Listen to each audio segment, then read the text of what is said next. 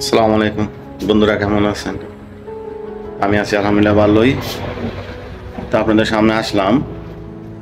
এর আগে আমার এক বন্ধু বলছিল যে আপনারা বিদেশে কোন খাবার খান, তো মাঝে মধ্যে মনে করেন সৌদিরা খাবার দেয় খেপসা, তো এগুলা তো আসলে আমরা বাঙালিরা পছন্দ করি না।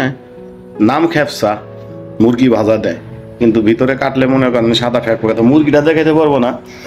তো এক বন্ধু নিয়ে আসছে, এক সৌদি খাবার দিছিল, তো ভাবলাম আপনাদের দেখাই। ফ্রিজে রাখবো, যদিও খাবার বানানো আছে, এখন খাই নাই, তো আপনাদের দেখাচ্ছি। ঠিক আছে,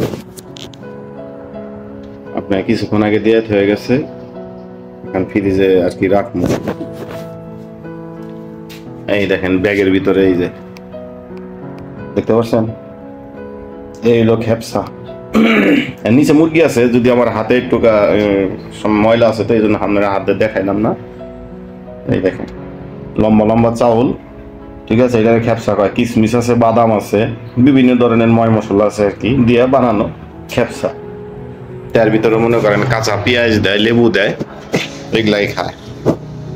তো মনে করেন পরবর্তীতে যখন আমরা খাবার খাইতে বসবো, তখন আর কি আপনাদের দেখাবো যে খেপসার মধ্যে মুরগিটা কিরকম থাকে।